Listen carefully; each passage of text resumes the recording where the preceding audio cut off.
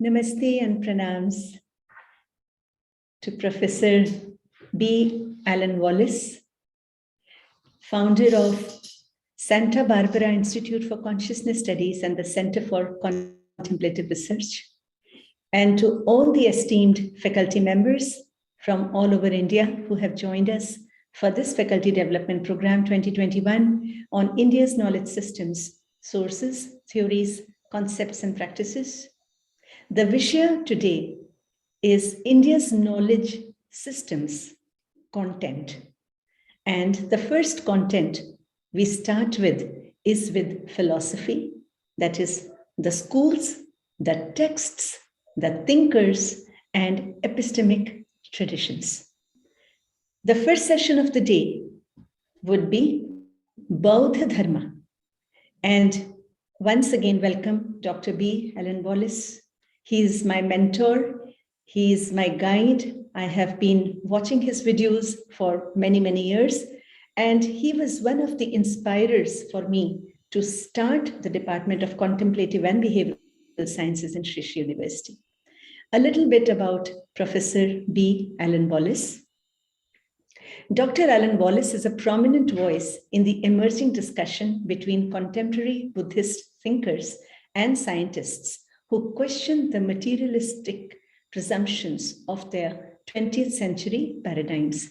He is the founder and director of the Santa Barbara Institute for Consciousness Studies and of the Center of Contemplative Research in Crestone, Colorado. He left his university studies in 1971, that was the year when I was born, Professor Wallace, and moved to Dharmashala, India, to study Tibetan Buddhism, medicine, and language. He was ordained by His Holiness the Dalai Lama, and over 14 years as a monk, he studied with and translated for many of the generation's greatest lamas.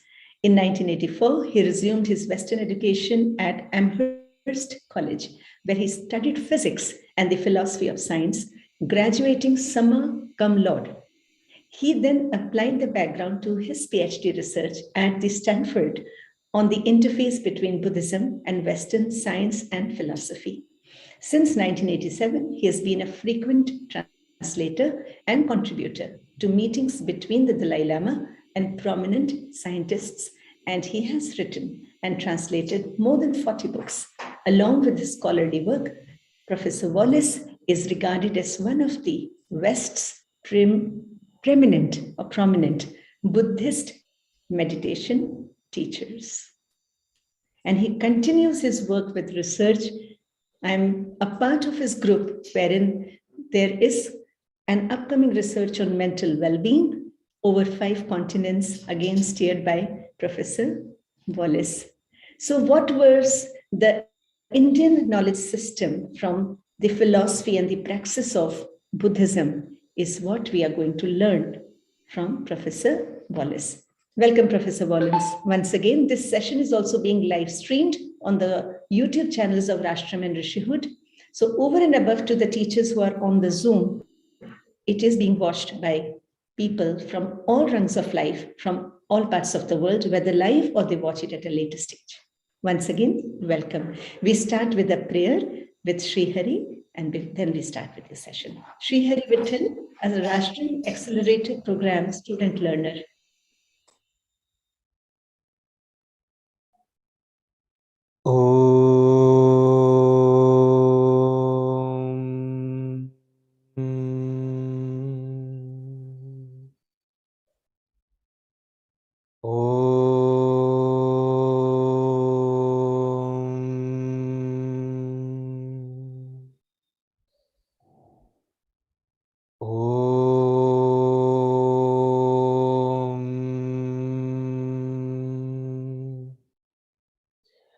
Sahana vavatu, sahanau bhunattu, sahaviryam karavavahai, tejasvinavadhitamastu ma vidvishavahai.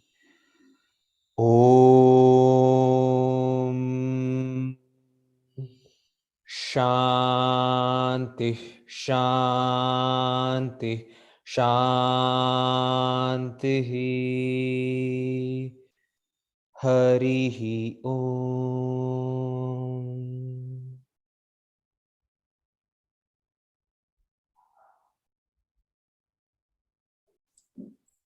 Over to Professor Wallace.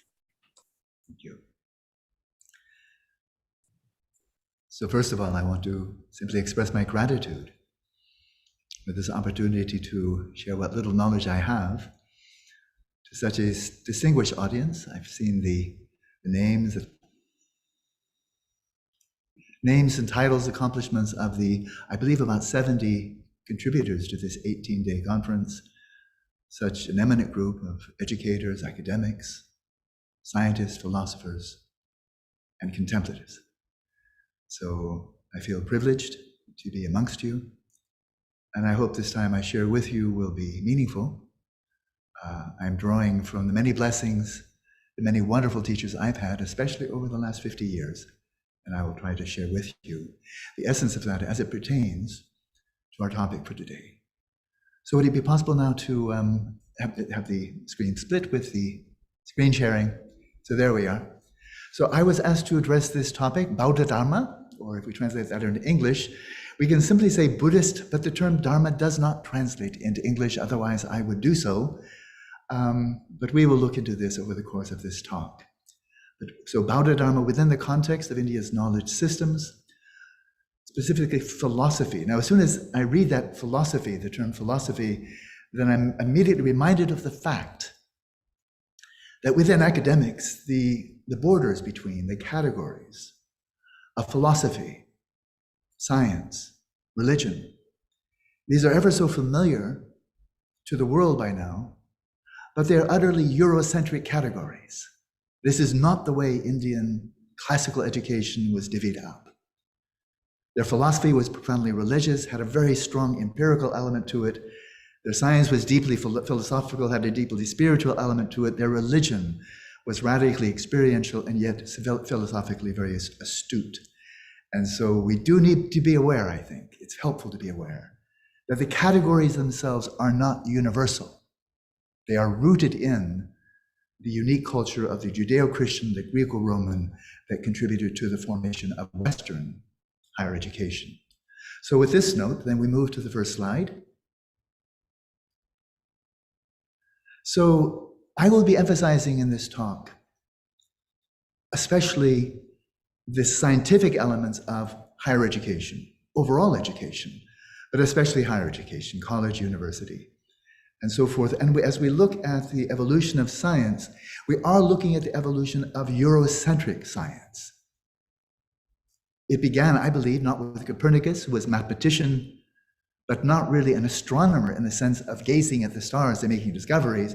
It was Galileo, who was deeply inspired by the heliocentric system formulated mathematically by Copernicus.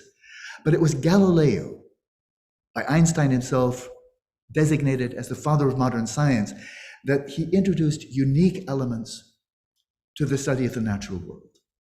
He devised unprecedented means of rigorously observing both physical and celestial, physical, celestial, and terrestrial physical phenomena.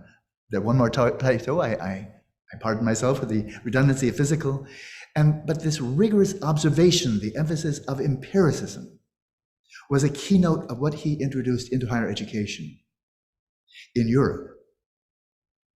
He troubled people, he challenged people. The status quo, both of the church as well as higher education in Italy there in the late 16th, early 17th century, by insisting that if natural philosophers, they didn't call themselves scientists back then, but natural philosophers like himself, using tools of technology, he refined the telescope in unprecedented ways, used it in unprecedented ways, and also devised other instruments of technology for observing natural phenomena.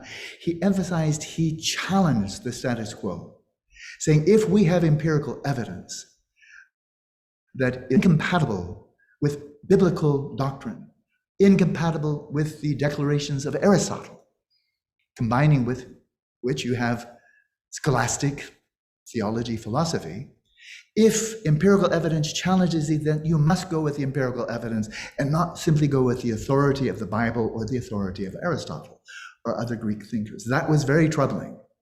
That was a profound challenge to the status quo.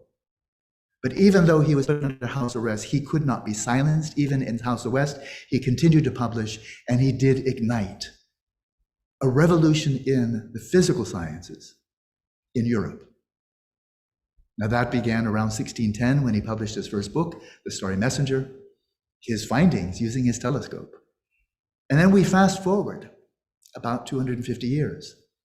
Darwin, after spending years and years of very careful observation, primarily of animals, of biological phenomena, enormous amount of empirical observation, then he developed his brilliant theory of evolution. The species mutate, they evolve, and we are primates. We are within the matrix of animal life on this planet. This challenged a literal reading of the Bible that said that, if we go back to the account of Noah and so forth, and the creation, this species are static. They were all created as they are now by God. And so his findings, supported by an enormous amount of empirical evidence, challenge a literal reading of the Bible, but he prevailed. There was staunch resistance even among religious fundamentalists to this day. There's staunch resistance to his theory, but the empirical evidence behind it is overwhelming, and he prevailed. Empiricism over dogma, empiricism over tradition, empiricism over common belief. Then we fast forward just a couple of decades to the closing decades of the 19th century. William James, one of the pioneers of the modern scientific study of the mind, psychology, neuroscience. He started the first neuroscience laboratory in the United States at Harvard, where he taught for many years. He followed in the same vein as Galileo. Empiricism, carefully observe the phenomena you're seeking to understand, the backbone of the natural sciences. Darwin did the same for the life sciences. And now we move to the mind sciences in their infancy in the closing decades of the 19th century. And William James took up the same chalice, the same torch of Galileo, of Darwin, and he said, let us be equally empirical. He proposed that scientists, mind scientists, psychologists, rigorously observe mental phenomena. And there's only one perspective, unless you're clairvoyant, there's only one perspective of the mind that you can observe, one aspect of the mind, and that is introspection, observing your own mental states. But the problem with this is, although it is empiricism in the same vein as Galileo and Darwin, all of science from the mid-16th century with Copernicus and then Galileo and onwards to develop chemistry, biology, and so forth, they're all applying their empiricism to those aspects of the natural world that are objective, physical, and quantifiable. But now we come to the mind. You can't observe it physically, objectively. It bears no physical attributes. When you observe thoughts and images, they have no physical attributes at all. And they do not lend themselves to quantitative measurement or analysis. So on the one hand, he's being very traditional in the mode of Galileo and Darwin, but he's being radical. Let's take this same spirit of what he called radical empiricism and apply this to the mind, treat it as any other natural phenomenon. So that introspectionist movement that began around 1875 and pretty much died around 1910, 1920, that radical empiricism, that open-mindedness, that willingness to challenge the prevailing dogma was thwarted by dogma, by the ideology of scientific materialism, the worldview, and the dogma of scientism. He was snuffed out. That view, that approach to rigorously, with the greatest possible sophistication and possibility of replicability, of observing the mind while other people are observing their own minds with sophistication, that died. And it has not been resuscitated since then. Introspection still plays at most a marginal role in academic psychology and a little role in psychotherapy, but not to a sophisticated degree. It's still folk psychology. So looking at this frame here, and I don't want to linger too long, I have 19 more slides. Eurocentric science has always been faith-based, a little known and little acknowledged fact, but it is true. From the time of Copernicus up until the time of Darwin, the mid-19th century, and his cohort, his bulldog, the great biologist Thomas Huxley, virtually all scientists were Christian, and they did not question that God was the creator, and this is God's creation, and God superposes laws on nature, and human beings came along after he'd created everything else. So the real objective physical world was already out there, and it was faith-based. It was utterly embedded in the Christian or Judeo-Christian worldview, biblical. And then with Darwin, with Thomas Huxley, there was a radical disenchantment, in part because of the fundamentalist reaction against Darwin, which continues to this day. And so in that generation, 1850s, 60s, 70s, it was a shift away from biblical-centered natural science to materialistically based natural science. And once again, it's faith-based, because the belief that everything boils down to matter or configurations of matter and energy is as much a belief as believing that God created the universe. Science is still faith-based to this day, but overwhelmingly it's faith-based in not any religion, but in the metaphysical doctrine of scientific materialism. Next slide, please. So with the great strength of science from the time of Copernicus to the present day, of shedding a brilliant light on the objective, the physical and quantifiable, such a tremendous wealth of knowledge and tremendous wealth of technology that's grown side by side. In this vision of reality, there is a blind spot, rather like in our visual field, there's a blind spot where the optic nerve touches the back of the retina, where there's actually no signal in two little points in the left and right side of our visual field. There's no signal, actually there's no data, there's no information, but the mind, the brain covers that in with kind of photoshopping, and it takes the colors of the surrounding area and puts it right in there. So you don't notice that there's a blind spot. Well, that's just vision, but I'm using this as an analogy that in our modern scientific view of reality, there is a blind spot. And that blind spot is consciousness. We don't understand it for the very simple reason it's not physical, it's not objective, and it's not quantifiable. And we don't know. We don't even know how to define it. Scientifically, there's no consensus about the definition of consciousness. There are no objective means of detecting consciousness of any mental phenomena, whether in plants or insect-eating plants, are they conscious? Is a human fetus in the first month, is it conscious or not? When did the first conscious biological organisms emerge on the planet? It's a uniform don't know, but that don't know is shrouded with a lot of assumptions, which blinds us to the blind spot that we actually don't know. What are the neurocorrelates of consciousness, especially mental consciousness? Simply assumed very widely, almost without question, any more than devout Christians question the existence of God, that the brain, in connection with the body and the physical environment, produces consciousness. But where's the evidence? We don't know what the necessary and sufficient causes are for generating consciousness. There's no scientific knowledge. What are the neurocorrelates? We know the neurocorrelates of many subjective states of experience, thinking, emotions, memories, dreams, and so forth. That's brilliant. That's very good neuroscience. But we don't know what the neurocorrelates of consciousness are.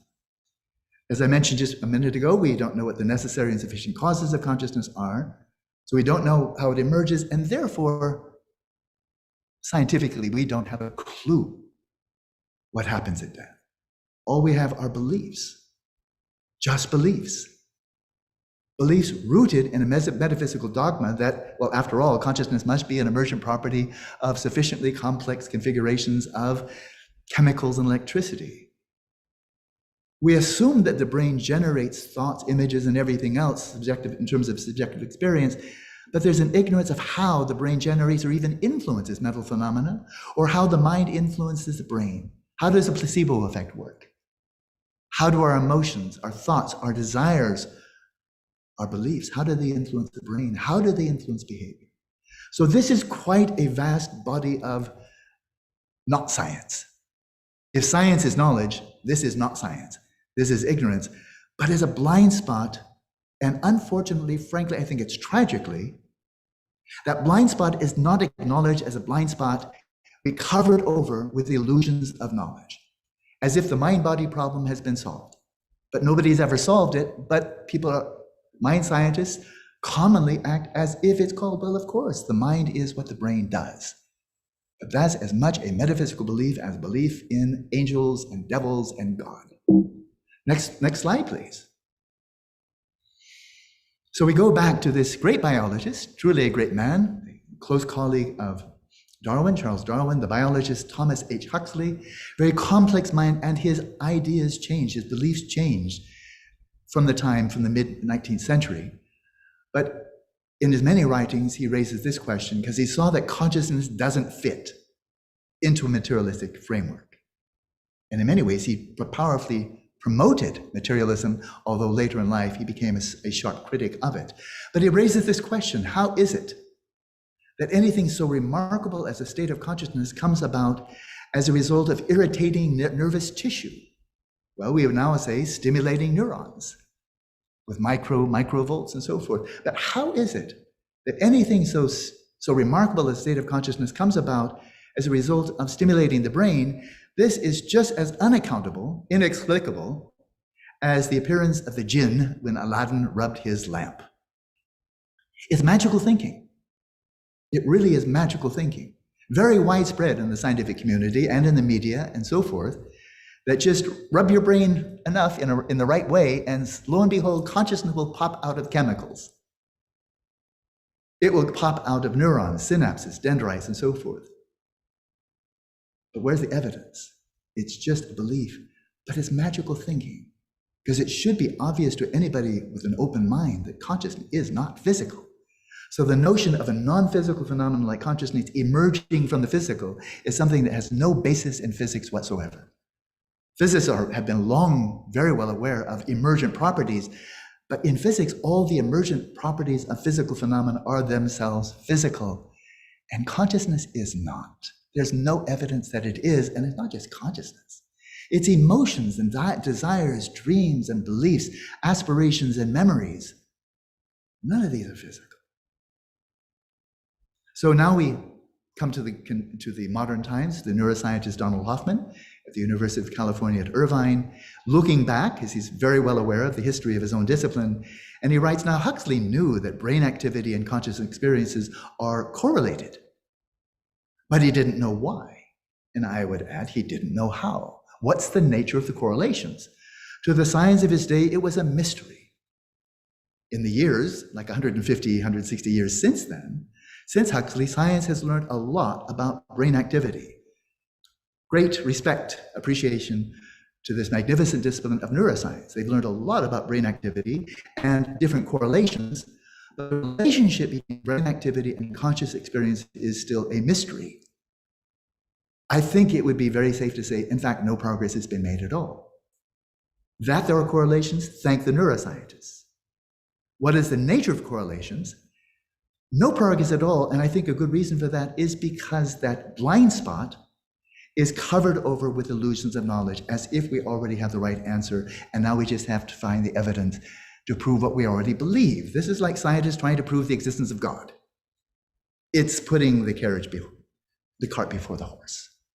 So then next slide, please. So just to define how I'm using these terms in a very standard way, scientific materialism. It's an ontological commitment about the nature of reality to a belief that the world consists, the whole of nature, the whole of existence, consists solely of configurations of matter, energy, space-time, and their emergent properties and functions. Very straightforward. If you believe that science is the only eurocentric science, objective, physical, quantitative science is the only way to know the whole of nature, the only way that is proven successful, then this naturally follows. I would say this is an ersatz religion. Materialists believe in matter as the ground of being, very much as theists believe in God as the ground of being. but is not a scientific conclusion. And it should never be presented as a scientific fact because that is fraudulent. And then we have scientism. I always say this is the scientific correlate of religious fundamentalism. And this is the view held by many people, but not all scientists for sure, that science is our only source of genuine knowledge about the world. It is the only way to understand humanity's place in the world. And science provides the only credible view of the world as a whole. Well, many people believe that. I imagine Marx did, and then the many communist countries that have developed, some grown, some already vanished, are holding this view that science is the only way. But I remember hearing this when I was a kid, that this religion is the only way and everybody else doesn't get to salvation. That exclusivism, that view that we alone have the right view. It's very common in the West. It's very common in Western religions. Not so common in India. So that's simply a matter of defining terms. This is the dogma. At the time of Galileo, it was medieval scholasticism. At the time of Darwin, it was a literal reading of the Bible, that every word there is the word of God. He said what he meant what he said. And now the prevailing dogma is materialism. That's the status quo. That's where the power is. Next slide, please. So as in the medieval period, the beliefs of biblical theology stood at the top of the hierarchy. And then as a servant to, that is, philosophy was the handmaiden of theology, philosophy driven by reason is fine as long as it is compatible with the theological beliefs. But any reasoning that was not compatible was dispelled as irrational. And then experience is on the bottom of the totem pole. If you have experience in medieval scholasticism that Galileo was facing, if you're seeing things that Aristotle refuted, if you're seeing things that do not correspond to a literal reading of the Bible, then what you're seeing must be false. And we'll put you in prison if you insist it's right. Well, welcome to the new dogma. It's not Christianity, it's not Islam, and not Hinduism or Judaism. It is this ersatz religion of scientific materialism. And I have found so much evidence for that. That if you're not speaking in accordance with materialism, then you're irrational, you're airy-fairy, you're speaking mumbo-jumbo. And if you're having any experiences that do not correspond to materialism, that experience doesn't count. And I wrote a whole book on that topic called The Taboo of Subjectivity. On to the next slide, please. So citing His Holiness Dalai Lama, an eminent figure, we all know who he is, I believe. I've had the privilege to call him my Sadguru for the last 50 years now. He commented just last year, almost to the date, in a conference on science and philosophy in Indian Buddhist classics, and I quote him verbatim in English translation, "In my recent conversations with scientists," well, that goes back to 1973, a lot of conversations, "I found that they have conducted excellent investigations into the nature of the objective physical world. But the Western science of psychology is at a primitive level. They're not able to distinguish between sensory modes of consciousness and the mind, or mental consciousness. And neuroscientists who present sophisticated explanations of the brain say that the many kinds of conceptualization of the mind are all functions of specific parts of the brain." So back to the fundamental core axiom of faith, the mind is what the brain does, virtually never questioned. So contemporary psychology is not up to the task, he says. They're missing the mark. All of the research is based on a false premise that has never been validated by research, by empirical evidence. In general, classical Indian academia's emphasis on nonviolence and compassion is related to the mind, right at the core of Indian classical education. And about 2,000 years ago, single-pointed shamatha, which refers to a very refined state of focused attention, methods to develop samadhi, or highly developed concentration, single-pointed shamatha, and vipassana. Vipassana is a Buddhist Sanskrit term referring to an array of methods of inquiry, rigorous investigation. One can even say taking a hypothesis and putting it to the test of experience and experimentation, but with your own mind. About 2,000 years ago, single-pointed shamatha and vipassana were used to develop discerning intelligence. These, I will see later in this talk, were at the core of higher education in India for more than 1,000 years. Nowadays, he continues, the physical sciences are quite good. Physics, chemistry, biology, geology, cosmology, astronomy, and so on. They're quite good, unlike the mind sciences. These are not religious matters, but academic topics for the sake of increasing our knowledge. And Buddhist texts are an excellent resource from which scientists could greatly benefit. And as you see, he's referring especially to Indian Buddhist classics. Either in that conference or might have been another one, he was asked at one point, Your Holiness, what have you learned about the mind from modern science? And he said, nothing. To understand the mind, I look to the tradition, the Nalanda tradition, referring to classical higher education in India, that I'll turn to shortly. Next slide, please. So we turn now to Buddhism. I was asked to speak on Bauddha Dharma, the Buddhist Dharma. And so I coined this term when I was doing my undergraduate work at Stanford, and at Amherst College, contemplative science, because I would say it is rigorously science. In the sense it's radically empirical, in the sense of Galileo, Darwin, and William James. It is sophisticated. It uses specific types of technology, and it poses hypotheses that in principle can be refuted, in many cases, with counter evidence. So long before the Buddha came along, roughly 2,600 years ago, there were throughout the subcontinent of India, truth seekers, or called Shramanas, going back perhaps 5,000 years ago, perhaps even earlier. And these early contemplatives, truth seekers, wandering ascetics, they developed, I think, uniquely in human civilization globally. I've seen no evidence that China or the Mayans or the Greeks or the Romans or the Jews or anybody else developed samadhi that early and with this degree of sophistication. They learn how to refine attention, to make it stable, focused, high resolution. And they gave a term for that, samadhi, which has a multitude of meanings, but the core meaning is very, very focused, high resolution, stable, sustainable attention. This is one of the great contributions to world civilization from India, more than any other culture. But a contribution that Eurocentric civilization, Eurocentric academia has yet to acknowledge. Gautama, born in India, when he left his palace as a young man of 29 years old, he sought out and trained under two of the great samadhi masters of his time, extremely accomplished. And he turned out to be a prodigy. He very rapidly achieved their same states of samadhi beyond anything even imagined in modern academia. But he found that he was not satisfied. He found that no irreversible transformation or purification or freedom had been achieved just by developing samadhi, highly focused attention alone. But he, after his 6 years of ascetic practices, experimenting with the contemplative technology of his era, various types of austerities, breathing exercises, fasting, and so forth, finally he went from one extreme of the life of luxury to extreme asceticism, depleted his health, and then he found his middle way.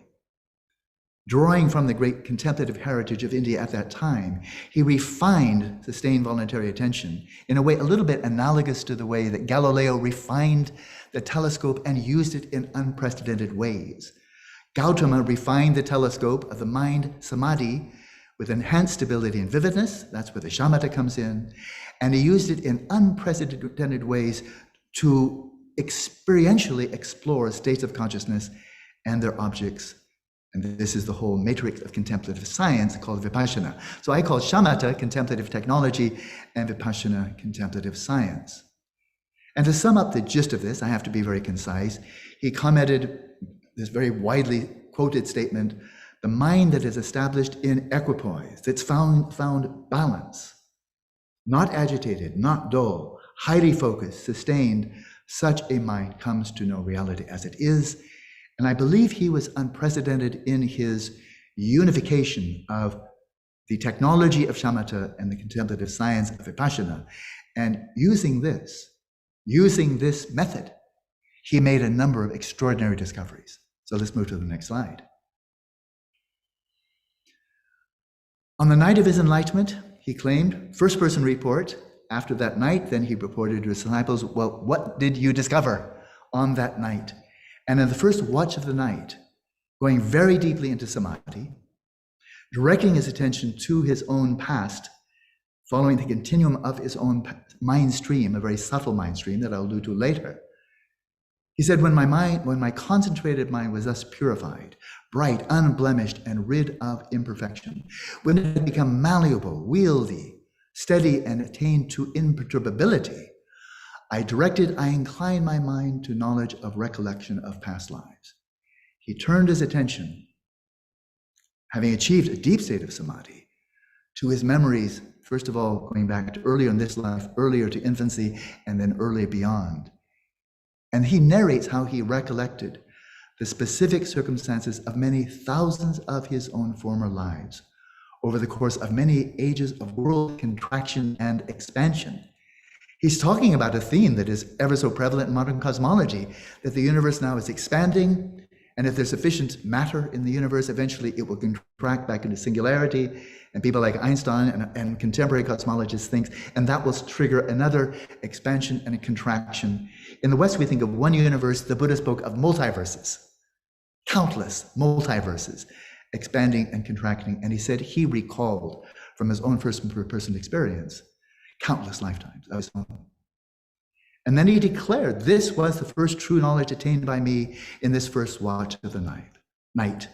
Ignorance was banished, and true knowledge arose. Darkness was banished, and light arose, as happens in one who is diligent, ardent, and self-controlled.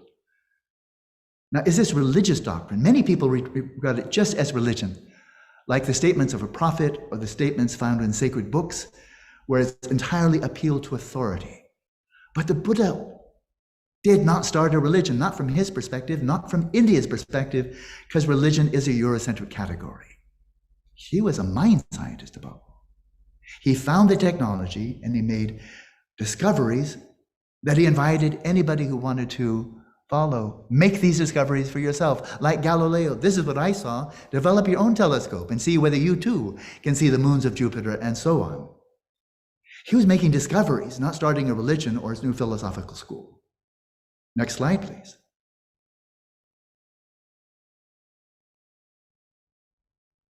So method. The Buddha himself taught 40 different methods of developing samadhi.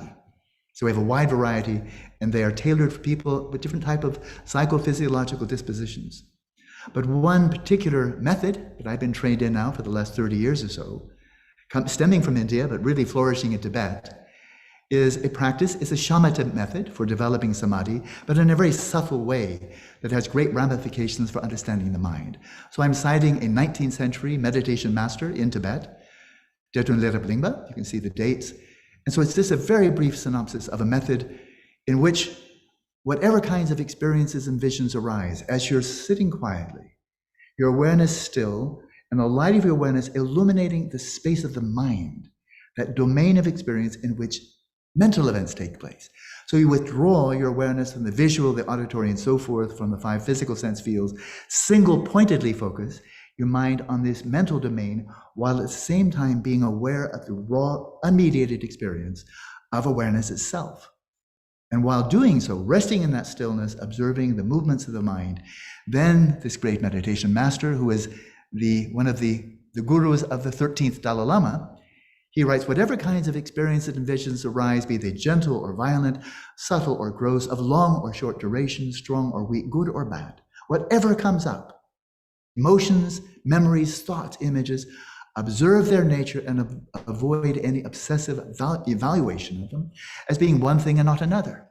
Let the heart of your practice be consciousness, naturally at rest, lucid and clear. Acting as your own mentor, if you can bring the crucial points to perfection, as if you were threading a needle, the afflictions of your own mind stream will be subdued. You'll gain the autonomy of not succumbing to them, and your mind will be constantly calm and composed. give a tiny bit of commentary. Do this for 8, 10, 12 hours a day for weeks or perhaps months on end. So this is all you're doing, really. And you'll find over time that your 5 physical senses implode. All of your awareness is going into the mental, and then all the activities of the mind subside, and you wind up resting in a sheer vacuity, but brilliantly awake, incandescently lucid.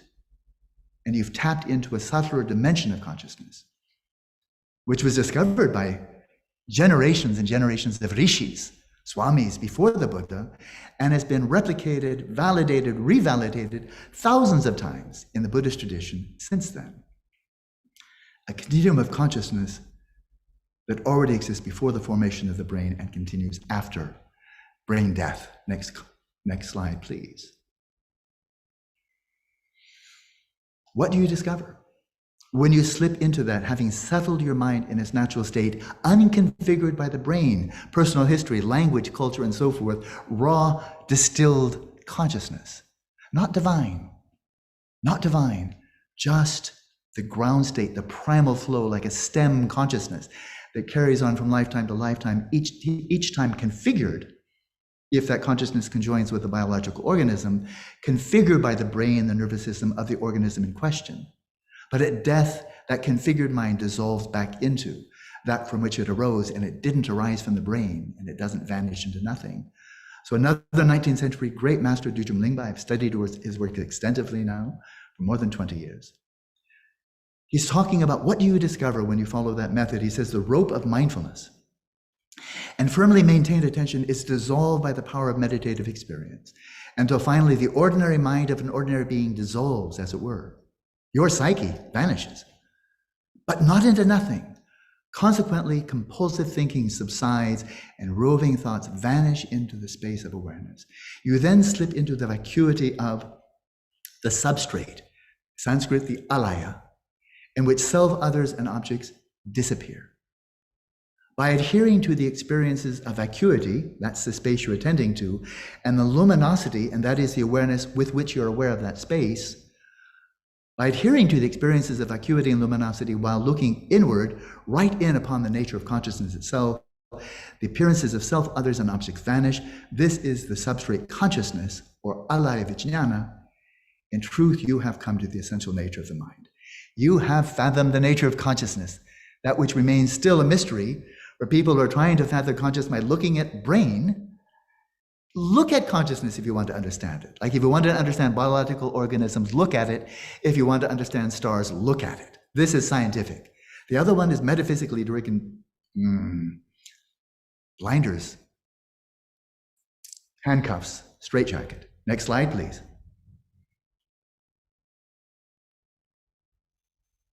So the origin and destination of the mind, for which we really have no scientifically testable theory. I think I'm familiar with all the various materialistic views about the nature, origin, and destination of the mind, but I've not found one yet that is actually testable using the methods of science. This one is testable, has been tested, can be tested. And so we come back to this substrate consciousness, the alaya vijnana. This is now, speaking about it, is a subtle dimension of consciousness which is accessed naturally in deep sleep, but you lose your lucidity. It's accessed at death, but most people pass out when they die. And it's accessed when achieved shamatha, a deep stage of samadhi, used as the telescope for exploring both brain-based and non-brain-based states of consciousness.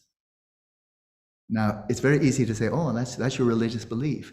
Then you reduce it to something it never was intended in the first place. You may say, oh, that's a very interesting philosophy. You reduce it once again. This is something empirically validated, but is it true or not? Then you have to test for yourself. Or you can simply refuse to believe it. That's fine. Anybody can be a dogmatist. Or you can simply believe it. Anybody can simply believe it's easy. This substrate consciousness is the ground from which all mental activities of the human mind emerge.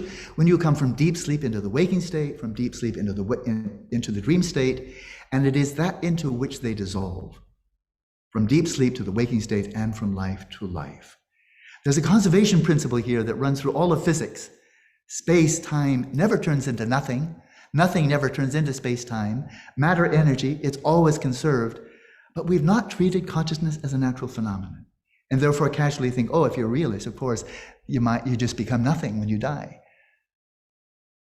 That's just a belief. It's just a belief uncorroborated by any compelling evidence. There's a conservation principle of consciousness, and this is it right here. But if you just believe me, then that's cheap. If you say, wow, let's find out, that's science. Next slide, please. So this is looking to the very origin from which the human mind emerges during the formation of the fetus in the womb, into which it dissolves in the dying process, opening the doors to empirically testable hypotheses about past lives and the continuity of consciousness after death, for which there's a lot of evidence that is largely being ignored, marginalized, or ridiculed by the establishment, very much as the medieval scholastics ridiculed and, denigrated Galileo. But how about the mind we're living with every day, this human mind that can bring us so much grief, so much joy, can be a wellspring of such evil as well as such good, with a motivation to find liberation from suffering and the sources of suffering, which are found not in the brain, not in the body, not in genes, not in the environment. The origins of suffering are found in the mind. Then the Buddha applied his foundational framework of vipassana with 4 applications of mindfulness, smrityupasthana. And then specifically, I'll highlight just the third one, the chitta smrityupasthana, the close application of mindfulness of the mind. And in this matrix, it's the first type of Buddhist meditation I ever studied and practiced. You observe first person, optimally with an already highly developed degree of samadhi. You've already developed your telescope. And you observe rigorously in a sophisticated and replicable way the process of origination, abiding, and dissolution of mental processes. You observe how thoughts, images, emotions, desires, memories, dreams, how they emerge, how they are present, how they dissolve. Radically empirical, truly scientific. You identify those processes in the mind to which you can trace all mental distress. They're called klesha in Sanskrit. We call them mental afflictions. They can be identified, versus other mental processes that are not afflictive, by the criterion that they disrupt the balance and equilibrium of the mind. Now recall the Buddha's statement, a mind that has established equilibrium comes to know reality as it is. Insofar as your mind is still dominated by klesha, then your instrument doesn't work very well. That's a Buddhist view. Especially when it comes to core themes about nature of mind, the very nature of genuine well-being and the causes of well-being, the very nature of mental suffering and its origins. So one rigorously, with an open mind but critical, discerning mind, observe which mental states are wholesome, conducive to your own and others' well-being, and which are unwholesome, give rise to violence, depression, anxiety, misery. And finally, observe whether mental processes and states are stable, are they enduring, are they immutable, or are they momentary, changing moment by moment? As you experience emotions, memories, and so forth, what you experience there arising in the mind, are these true sources of happiness, genuine, sustainable happiness, or are they unsatisfying, dukkha? And these thoughts, emotions, memories, are they really you? Do they really belong to you? Or are they not? So these are scientific questions that one can think about. But if you want to know, you observe carefully, like in any other branch of science. Next slide, please.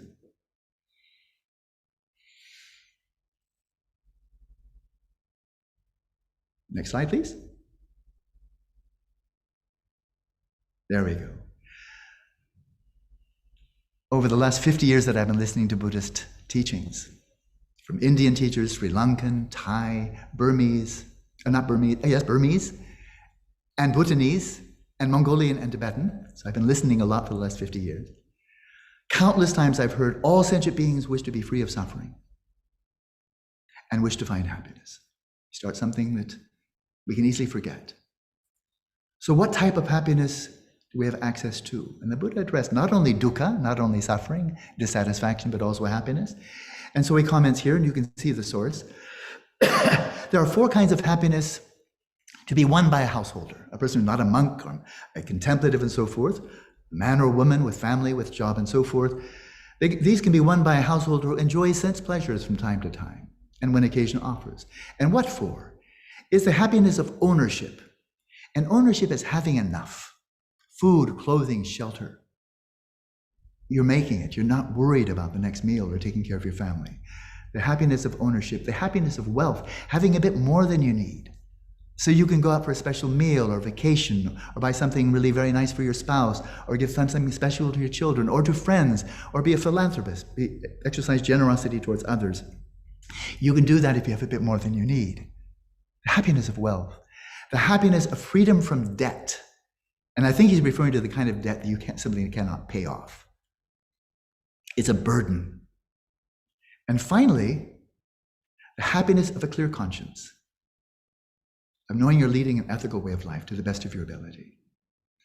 And then he speaks of genuine well-being that is especially accessible to the contemplative, to monks, to nuns, to people devoting themselves to the contemplative way of life.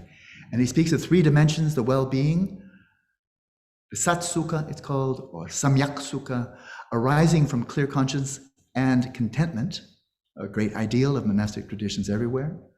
A deeper dimension of genuine well-being gained through samadhi by the balancing, the unification, the refinement of the mind through meditative training.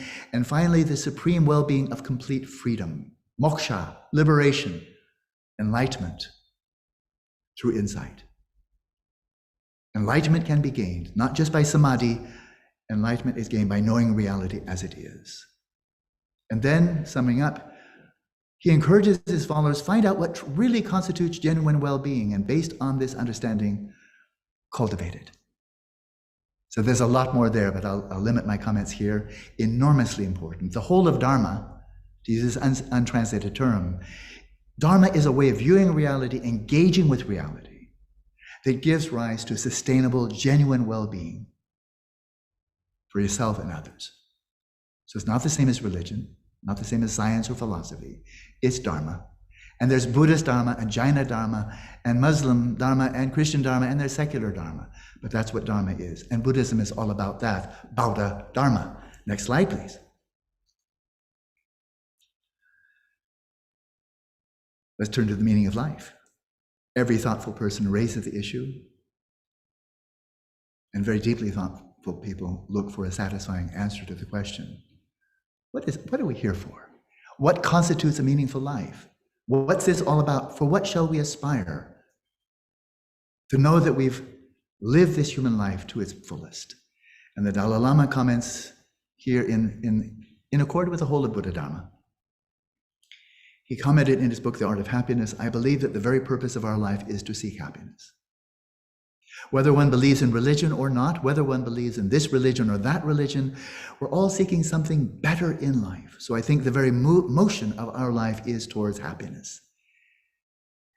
And the phrase here that really jumps out at me is, we're all seeking something better in life. I think that's something quite distinctively human. Because even when we have enough of ownership, we have enough wealth, food, clothing, shelter, education, medical care, we have enough. Many, many people are saying, I have enough, but I want something more. Is there something more? And the person suffering from what I call an imagination deficit disorder says, more is more of the same. Then give me more wealth and more power and more prestige, more status, more fame. But what they're not noticing is something patently and painfully obvious, that many very wealthy people are desperately unhappy. Many, many very powerful people are totally unhappy. And many very famous people are also unhappy. There is no correlation between achieving exceptional states of wealth, power, and prestige and exceptional states of happiness. No correlation at all. So every 5-year-old should be taught this, so that 5-year-olds learn early on. If you're looking for happiness, don't just think more of the same is going to give it to you. To be very wealthy, very beautiful, very powerful, very famous, and so forth. It's not true. It's a scientifically demonstrated fact, which means it's just a fact. So this highlights there are 2 kinds of happiness. We can call mundane pleasure, laukika sukha. Mundane pleasure, or hedonia, to use a Greek term, is derived from what we can get from the world. So we pursue happiness by means of acquisition. The hunter-gatherer approach. We go out into the world, we hunt for that person, that place, that job, that material wealth that we feel will give us happiness, and then we gather it in and we hold on for dear life. And there's often such happiness is pursued through the acquisition of wealth, power, and fame. It's important, but anybody who thinks that you're going to find satisfaction there is tragically mistaken. Great sages of the world, going back to Socrates, Plato, and Aristotle in the Western tradition, to the Christian tradition, Jesus himself, St. Augustine, to the Hindu tradition, Shankara, and many other aspects of the non-Buddhist or non-Vedic traditions, the Jaina and so forth, the Buddha in Taoism, in Islam, wisdom traditions around the world have recognized that's not all there is to the pursuit of happiness, mundane pleasure. There is something called genuine well-being, satsukha, samyak sukha in Buddha Sanskrit, other terms in non-Buddha Sanskrit. But we find it in Taoism and wisdom traditions. We find it in religions. We find it in philosophy, like Socrates and Aristotle. We find it in science, especially with the growth of positive psychology over the last 20 years. Genuine well-being is derived from what we bring to the world, not from what we get from the world. It is not to be pursued, it is to be cultivated. So rather than a hunter-gatherer approach, to use the anthropological analogy, this is a cultivator approach. You're cultivating a way of life that's suffused with ethics, essentially non-violence and benevolence. You're cultivating mental balance, exceptional mental health. You're cultivating wisdom, and through that, those multiple dimensions of ethics, samadhi or mental balance, unification, and wisdom, you find ever-increasing degrees of sustainable, ever-deepening, genuine well-being. And the cultivation of that is the meaning of life. And the pursuit of hedone is for the sake of that. But if you never get around to cultivating genuine well-being, I'll be very blunt here, you've missed the whole point of being a human being. You may as well be an animal. Because animals are very good at least on some occasions, at finding stimulus-driven pleasure, mundane pleasure. But we human beings have this exceptional intelligence, imagination, ability of language, and ideals. There's something in us that urges us to find something better. Even if you're the second wealthiest person on the planet, you want to be number one. Next slide, please. So a distinction here. Now, the role of mind in nature. I studied cosmology when I was at Amherst, and I studied multiple textbooks in cosmology, and I find they all had at least one thing in common. They never mention consciousness. They talk about the Big Bang and the formation all the way up to Earth, contemporary Earth. Never does consciousness come up. Never does mind come up. So they were giving what they presented as, here's the cosmos, and they left out the mind, they left out the observer. As if mind is not natural. As if it's metaphysical or something. No, it's not metaphysical, it's just not physical. But what is the role of mind in the reality we experience, the loka, the experienced world, what the Germans call Lebenswelt? And the Buddha addressed this point. What's the role of language and conceptualization as we view this world conceptually composed of discrete chunks of entities? And the Buddha pointed out that a chariot, like the self, does not exist as a substantial thing in and of itself, a single chariot apart from or in addition to its various parts. Nor is the chariot to be found among any of its individual components, and the whole heap of those parts by themselves does not constitute a chariot. So the term chariot is something we designate upon a collection of parts, none of which either individually or collectively is a chariot. A chariot comes into existence only when we call those parts a chariot. The role of conceptual designation, verbal designation, of crystallizing the world we experience into discrete entities. The role of the mind here turns out to be actually crucial. This is not just philosophy, and it's certainly not religion. This is a testable hypothesis. So how do phenomena of this natural world, conditioned phenomena, how do they exist? In three modes of dependence. And this is going to the Madhyamaka view of Nagarjuna, drawn from the Perfection of Wisdom Sutras, taught by the Mahayana tradition, according to Mahayana tradition by the Buddha. Conditioned phenomena exist in dependence upon prior causes and conditions. Scientists would accept that. They exist in dependence upon their own constituent parts and attributes. That is, you don't have a chariot with no chariot parts or chariot attributes or functions. People would go along with that, a bit more philosophical. But finally, this third one is the clincher. Phenomena exist independent upon the conceptual designation of them. Phenomena don't draw their own borders. They don't have an intrinsic identity or svabhava, by which they hold intrinsically, objectively, their own attributes. Things are empty of that type of autonomous Ding an sich, existent in and of itself. All phenomena arise as dependent related events. A lot of elaboration could be made, but we're almost out of time. Moving on to the next slide. There's a lot of material here, and I just want to show you something that hardly anybody outside of India is aware of, certainly not Europeans, and I suspect a lot of Indians are not aware of the fact that the first universities were created not in Europe, not in the 11th century with the University of Bologna, which is often heralded as the first university, the first European university in the 11th century, but going back to the 5th century before the Common Era, Takshila was already a center of higher learning for Buddhist and Brahmanical learning. And then you see the whole list. It's not an exclusive list, there were more, but it shows from the 5th century of the Common Era up until the 12th century, that is before the Common Era and up to the 12th century of the Common Era, there was a whole network of universities, some primarily rooted in Buddhism, some in the Vedic tradition, some in the Jaina tradition, and so on. This was higher education at a very high level. It was a university system, and the first international university was the ever so renowned Nalanda University, created in the 5th century of the Common Era, and then pretty much destroyed at the end of the 12th century. Lingered on a few decades, but then it was gone. By fanatics from the West, religious fanatics from the West.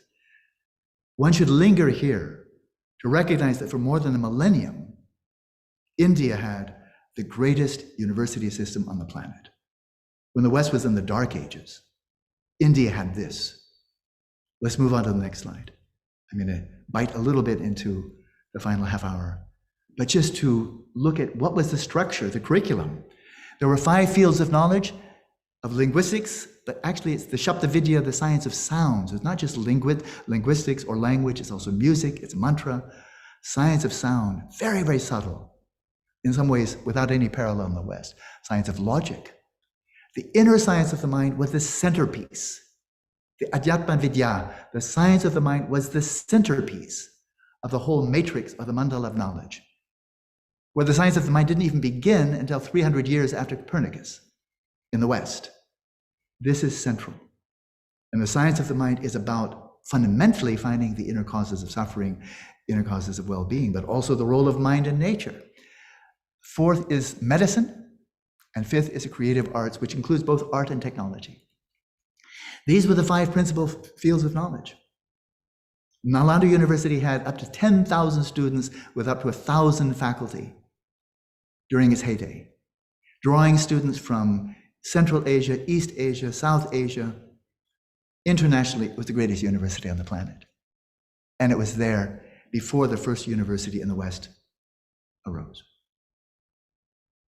There were 5 secondary fields of knowledge of poetry, astrology, which is also astronomy, rhetoric, performing arts, and epistemology, looking very deeply in the nature of language and the verbal roots of language, especially Sanskrit. And then focusing especially on the Adhyatma Vidya, the inner knowledge, the inner science of the mind. This is Dharma. This is Dharma. 4 types of knowledge, of complete knowledge. Knowledge of Dharma itself, its meaning, its language, and knowledge of one's own intelligence and eloquence, the ability to articulate. That in a thumbnail sketch is the utterly majestic curriculum of something like 800 years of history of Nalanda University. Most Western universities haven't gotten to 800 years yet. Next slide, please, as we come to a close. Exploring the world of experience. Until the rise of quantum mechanics at the beginning of the 20th century, it was pretty much universally accepted among physicists, let alone biologists, chemists, and so forth, astronomers, that the universe is out there. It's waiting to be discovered, but it's already there. And then along comes quantum mechanics, and it fundamentally not only challenges, it demolishes that assumption.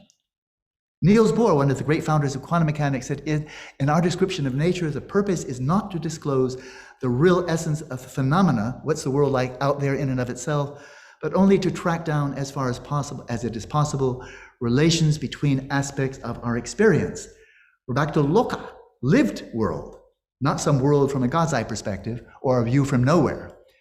Erwin Schrödinger, another great pioneer of quantum mechanics, he writes, one can only help oneself through something like the following emergency decree. Quantum mechanics forbids statements about what really exists, what's really out there existing in and of itself. Statements about the object.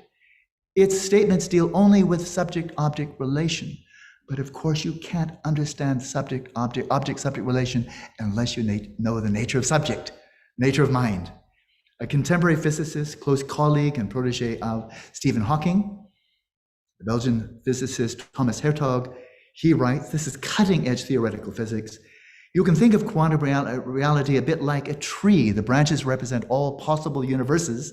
So moving from one universe, rooted in the biblical tradition, to multiple universes, much more like the Hindu and the Buddhist. And our observations, we are part of the universe. So we are part of that tree. Our observations select certain branches, hereby giving meaning or giving reality to our past in a quantum world. Quantum theory indicates we may not be mere chemical scum, which was the materialists keep on assuring us that's all you are. Chemical scum, you arose from chemical electricity. Maybe not. Life and the cosmos in the quantum theory, they are a synthesis, and our observations now give, in fact, reality to its earliest days. So suddenly mind takes a prominent role, a central role. The only problem with physics is physicists get no training at all in understanding mind or consciousness. So it's a huge missing piece in their understanding of reality. Final slide, we're almost finished.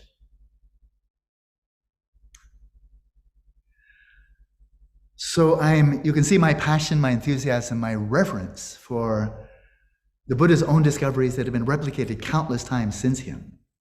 He didn't start a religion, he started a science that's sometimes often treated as religion or treated as a philosopher by people who simply are satisfied with faith and people who are simply satisfied by intellectually thinking about things.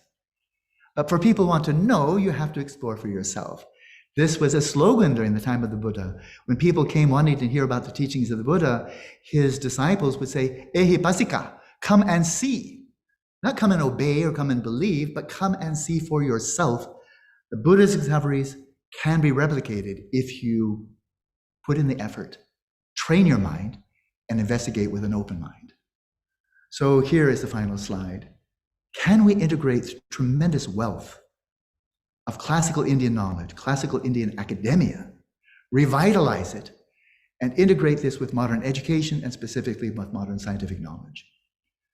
The claims of discoveries about the nature of mind and its role in nature in ancient India call not just for philosophical speculation or religious belief, they call for research involving sophisticated, sustained training in first-person contemplative methods, for which India is a vast resource, to complement the wonders of third-person scientific methods. I never disparage them, but they're not complete. They've left out the mind and left a blind spot where there should be consciousness. Such research I'm proposing now should examine the broadest possible range of states of consciousness, not just that of ordinary people or people with psychopathologies, but exceptional people who develop extraordinary abilities, cities, extraordinary powers, extrasensory modes of perception, which are common knowledge in classical India and Buddhism throughout Asia, and yet looked as superstition or sneered at by materialists who dominate the sound waves in science, the media, and education as a whole. It's too bad. We should look at the broadest possible range of states of consciousness, and such research should be conducted by critical, rigorous, open-minded psychologists who are not wed to any particular metaphysical dogma, not religious or materialistic, and neuroscientists and physicists and philosophers, and bring in the contemplatives, because I believe they are the truest scientists of the mind. And so this has been my passion. You can tell I'm not speaking about all of these issues with any kind of casual disinterest, but a passionate commitment. And this has inspired me to develop the beginnings of a network of centers for contemplative research, developing one in Italy, in Tuscany. Another one's already operational in Crestone, Colorado, in the United States. Another one is now under development in New Zealand. A network of centers for contemplative research is being created for training professional contemplatives who are meditating 8, 10, 14 hours a day for months or years on end, like getting a PhD in neuroscience, in collaborative research with scientists and philosophers. So I said I would speak about 60 minutes. We have a lovely preamble, So I went on to maybe 63 or 4 minutes. I hope I can be forgiven by trespassing, but I would love now to listen to your questions, your comments, your debates, corrections if I've erred. It's time for me to listen to you, and I'll respond to the best of my ability. Thank you so much, Dr. Alan Wallace G. It was such an enlightening and insightful experience for me listening to you today. I would request the participants to kindly raise hand, and I would request you to unmute, and you can then share your question, your thoughts, or your reflection with Alan G. So first, I would like to call upon Mansi Ji. Please go ahead. Sir, namaskar. I'm really sorry that the video of my device does not work. I really wanted to talk to you directly. Sir, I'm speechless after listening to you. I'm totally speechless. I'm really thankful, first of all, for what you presented today. Sir, out of curiosity, I have just one question. After reading all your slides and listening to you cautiously, I have this thing: why is it not possible that we can perform Vipassana at home? Is it possible? Can we have Vipassana at home? The answer is definitely yes, unequivocally, indubitably. Thank you. One doesn't already need to have fully developed shamatha as a contemplative, having spent months or years in retreat. Any more than when I was a youth, my grandfather gave me a 5-inch telescope, reflecting telescope. Well, you can start discovering things as a 12-year-old. So we take whatever we have, and we can begin Vipassana today or yesterday. We don't have to wait. You don't have to wait until you have the Hubble telescope before you can start astronomy. Right. Galileo started with a 4-power telescope, 4-power. Retreated from 8-power and then 30-power, but a 30-power telescope and the Hubble telescope, there's a lot of space in between. And so there are many dimensions of samadhi, but the more powerful the samadhi, the more powerful will be the Vipassana. But start with what you have now. Yes, definitely. Right. And can I start it like, is it required I should do it for like 10 days rigorously, or is it like 1 day, 2 days initially, and then, or is it a process that I have to follow? It's a process. If there's any day of your life in which you really don't care whether you're happy or sad, right, then that would be the day not to practice Vipassana. Thank you so very much. But we all care every single day. So every single day, let us use this wonderful mind we have, this extraordinary brain with its great big frontal cortex, far beyond anything we need for survival and procreation, and use our intelligence every day to investigate what are the true sources of happiness. We so often look outwards for happiness, look outwards for suffering, the causes of suffering. Let us look inwards and get real. Thank you so much, sir. Please accept my heartful gratitude and my gratitude to all the organizers of this development program. Thank you so very much. Thank you. May I request Kayal Viriji to go next? So it was a wonderful session, sir. And I'm also working in consciousness. I'm following the method of meditation as well as quantum physics for finding out the concepts of consciousness, sir. But one thing is, how do I find that the klesha, how do I identify when you go through a meditative process? How do I sometimes your mind speaks, sometimes the inner voice speaks. How do I distinguish this? So I'm getting caught in the klesha, and how do I identify it? That is what is my question. Brilliant question, I must say, an enormously important question. And I can answer it because I've had wonderful teachers. If I'm sharing anything of value here, it primarily comes from my Asian teachers. Although with all respect for what I learned at Stanford and Amherst, what's really given my life meaning is what I've learned from my Asian teachers. So that's what I'm simply passing back.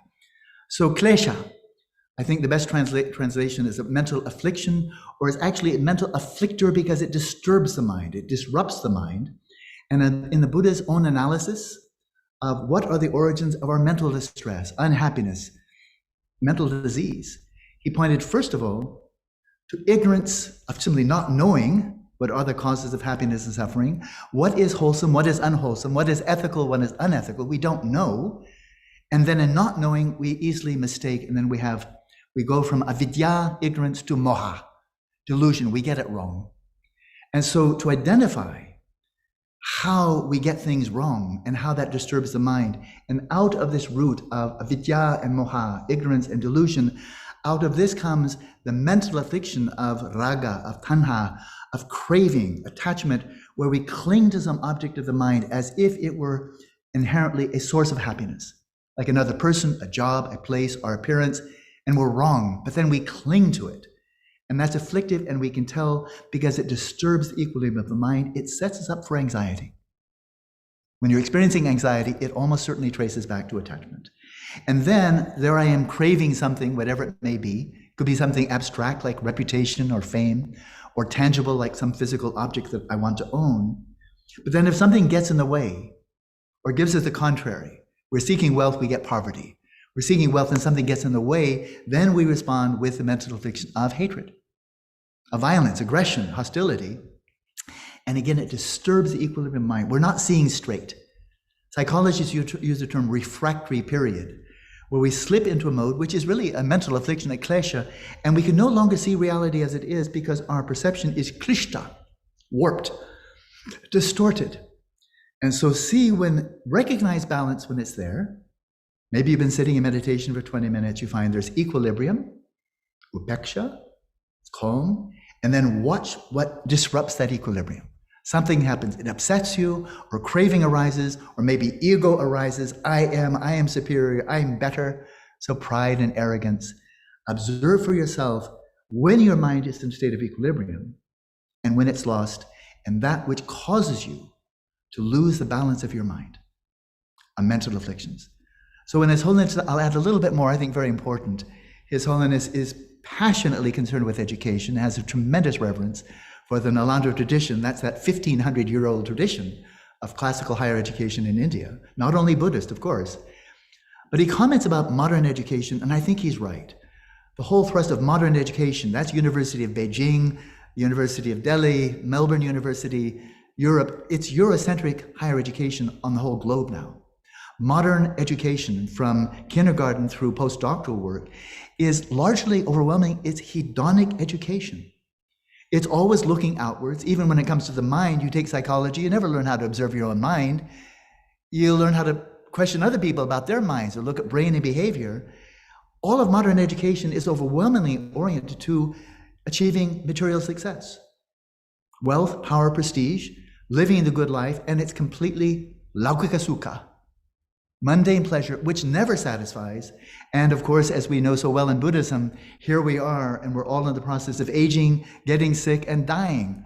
So whatever you acquire in terms of wealth, power, or prestige, you're going to lose it all. And so modern education is a barren wasteland. I have it. I have a PhD. I know what I'm talking about. On its own, it's a barren wasteland that gives no sense of meaning, gives us no insight into the actual inner sources of suffering, gives us no insight into the sources of genuine well-being. And so people can be highly educated, greatly successful, and then just live on antidepressants or other medication for treating general anxiety disorder. So it's not that I disparage modern education, I'm simply seeing vividly and painfully its limitations. And I really look to India, classical India, more than any other culture, to balance that out. 1,500 years of education for which the mind was central, versus 1,000 years of Western education where the mind is peripheral and even now isn't treated with the spirit of radical empiricism that it deserves. So I'm looking to India. Lead us all out of darkness, not to become Hindu or Buddhist, but let's start waking up to the nature of mind and its role in nature. And India holds many, many keys here.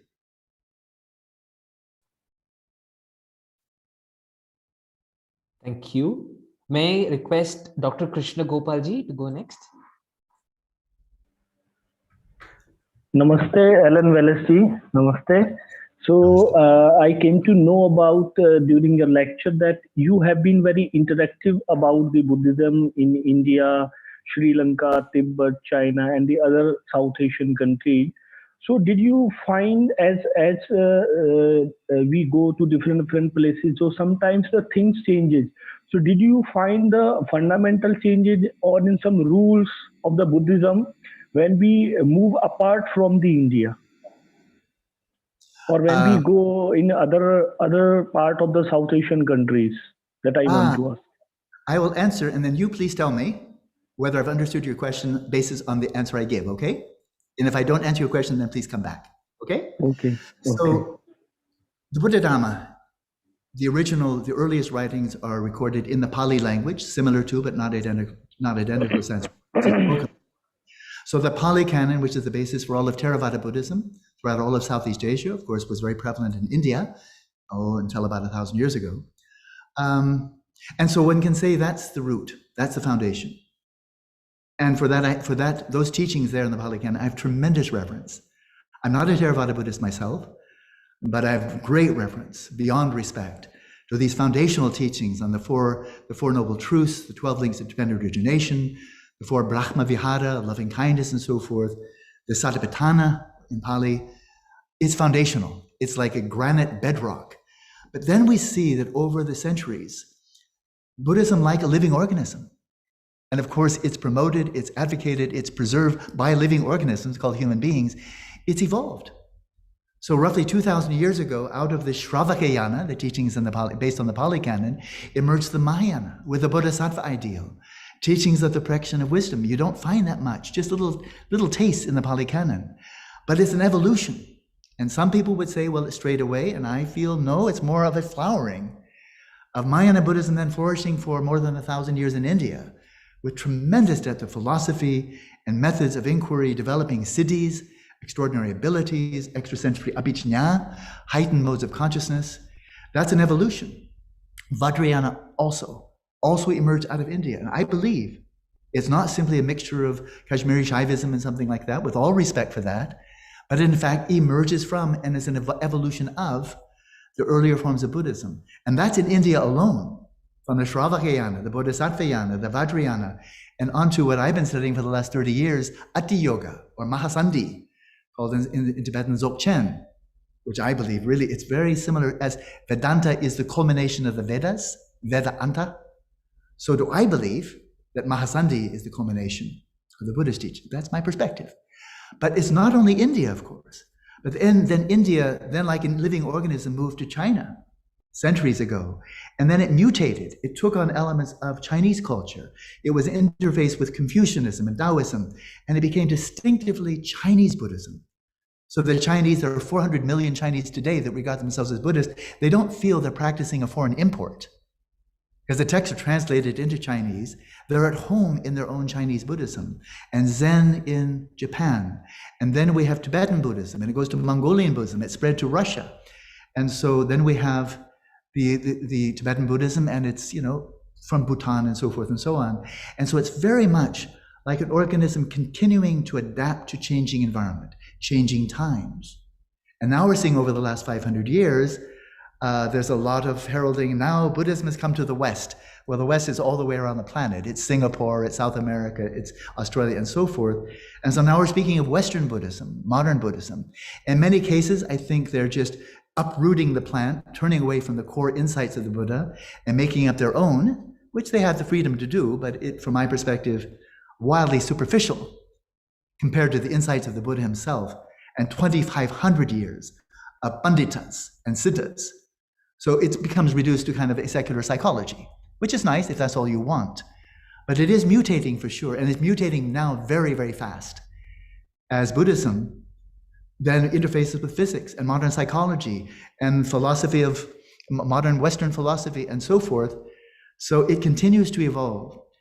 And I think it's evolving as species evolve, in the sense that the type of species that were able to adapt and survive and procreate as ice ages come and go, as environments change, they are the ones that pass on their genes. And those that are not capable of adapting, they vanish. We don't have any Neanderthals anymore. They vanished. We Homo sapiens killed them off, I think. And so Buddhism continues to adapt, but of course so does Christianity. Hinduism is a multi-headed beast. It's always mutating and changing in so many different ways. It's never been a monolithic religion. Whether it's even a religion, that's a Western construct superimposed upon India, a kind of ideological colonialism. To look at India and find everything in Buddhism is either science or philosophy or religion, Western projections. And so science evolves, philosophies evolve, religions evolve, Dharma evolves. But it's like medicine. And that is, it's not just that it becomes Tibetan, or my Buddhism is Californian, Tibetan, Indian, Sri Lankan, Thai, So it's very much like for me genetically, I'm a mixture of multiple races, like so many Americans. But the test is in the tasting. The test is in the pudding, I think they say. And that is when you practice the Dharma, whether it's Tibetan Buddhism or Theravada, or whether it's Vajrayana or Shravakayana, does it purify your mind? Does it decrease dissatisfaction? Does it make you more ethical? Does it make you kinder and less violent? Does it free your mind? Does it give a greater and greater sense of genuine well-being? If it does, then that's preserved. And when it doesn't, then we see religion, including Buddhism, can look like it's turning into a fossil. The rituals are there, the temples are there, the chanting is there, and it looks, I've seen this on occasion, it looks like a stuffed owl.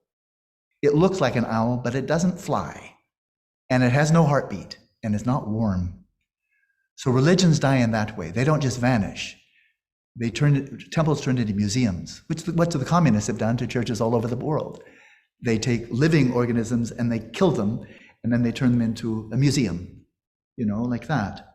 So I think it's a wonderful thing that Buddhism has mutated, evolved, transformed, and taken on qualities. So Tibetan Buddhists, they feel they're practicing something Tibetan. It's home in their own language. And likewise for the Zen, and I've been fluent in Tibetan now for about 47 years, but I don't feel I'm practicing something foreign. I found my home. And I feel I can say this, that the understanding I've gleaned from my Western education, going back to kindergarten, as well as Amherst and Stanford, and then teaching for 4 years in the University of California, I feel it's fully integrated. Maybe that's a bit arrogant of me, but I feel my knowledge that I've gleaned from the West is on complete speaking terms with everything I've learned in India, in Bhutan, in Thailand, in Sri Lanka, in Tibet, and in Mongolia. It's thoroughly integrated. So I am simply at home in the Buddha Dharma that I've embraced and to which I've devoted my adult life. Thank so you. Does that answer your question? Yes, definitely. Thanks. Okay. Thanks for your very nice explanation. Namaste. Namaste. That was my aspiration. And is there time for one more, or should we call it an evening or a morning? Could we take one more, sir, with your permission? Sure. Absolutely, sure. All right. May I request Ranjana Bhushanji to go ahead? Namaste, sir. I don't know my question is right or wrong, but I want to ask, Buddha saw many past life. All those life were human being or life being as per Darwin theory? So were all his past lives human lives? That's your question? Yeah. Yeah.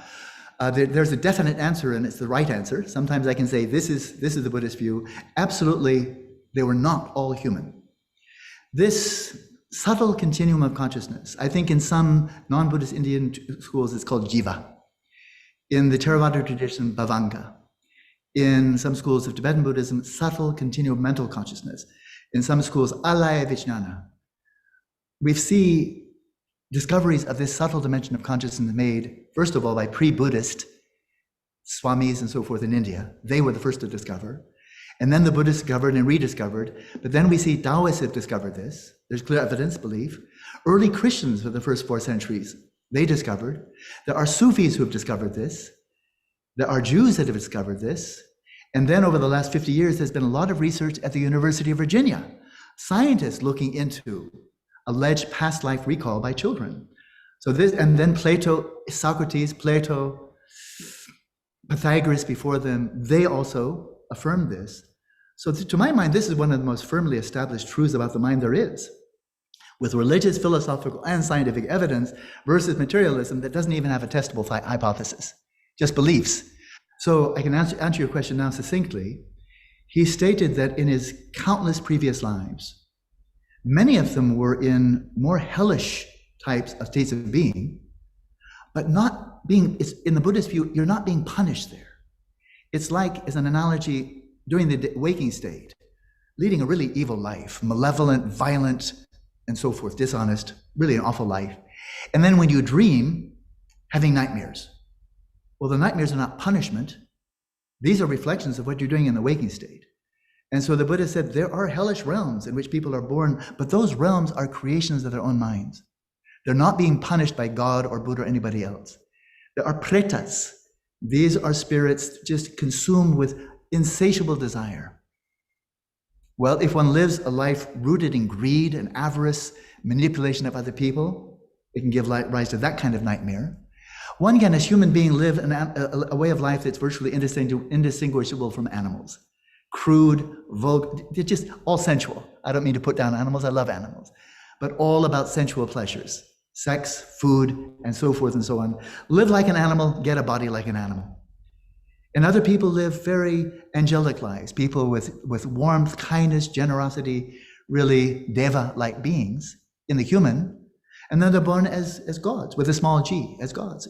You know, very, very, very beautiful, very pleasant way of life. So the Buddha spoke of 6 realms, also the asuras, so another kind of demigod. And so he spoke of 6 realms, and he said, I remember being born in all 6 of them. Because what carries through is not a human soul. It's not a human soul. It's not intrinsically human.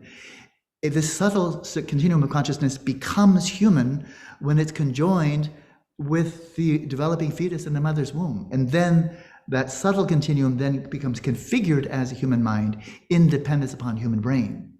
And when the human brain shuts down, then that human mind doesn't go anywhere. It dissolves back into that subtle continuum. So the subtle continuum is like, as we have stem cells in the body that can move in one part of the body to become a brain cell, a blood cell, a bone marrow cell, skin cell, and so on. But a stem cell is not yet differentiated. Likewise, this alayvijnana, substrate consciousness, is like a stem consciousness. And it becomes human, becomes animal, becomes deva, and so forth, by the power of the karma and the type of birth that then configures that substrate consciousness.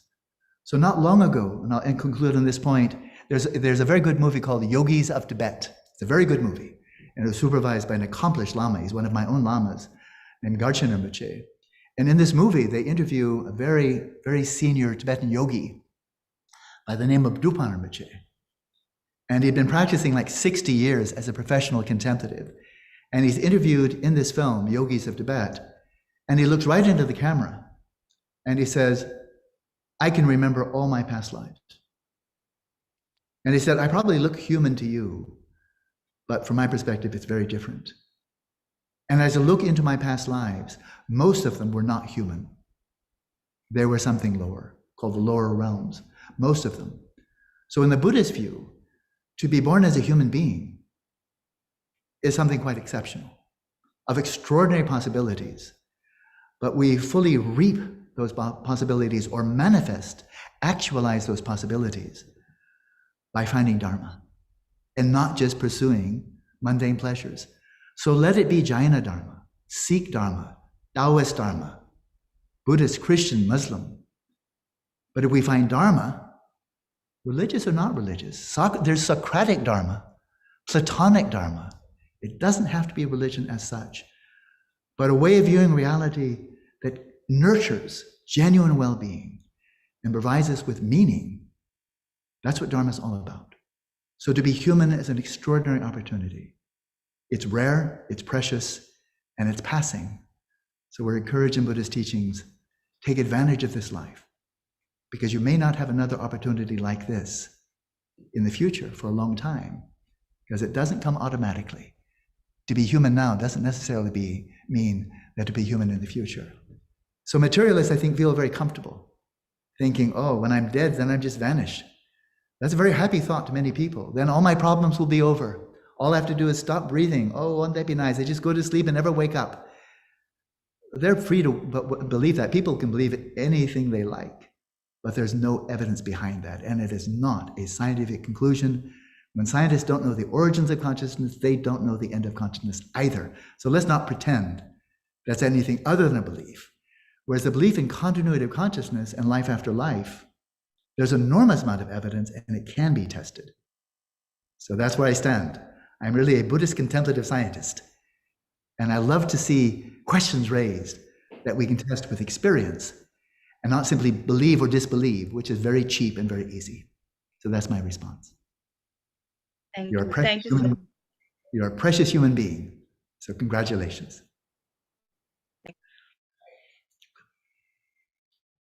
Thank you so much, Dr. LNG. I consider this a golden opportunity for all of us to listen to you today. And thank you so much. Gratitude to you for taking us through the Bauddha Dharma. And as you said, to conclude that this is a precious life as a human life, and hope that we all can, reach higher realms of experience through the wisdom of our great rishis and teachers. Thank you so much once again. Most of what I've shared has been from the wisdom of India. Yes. So it's light cast out, refracted, and brought back through you from this European guy. So I hope I've served you well. That's my inspiration. Thank you. Thank you all. Thank you so much. Namaste. Namaste.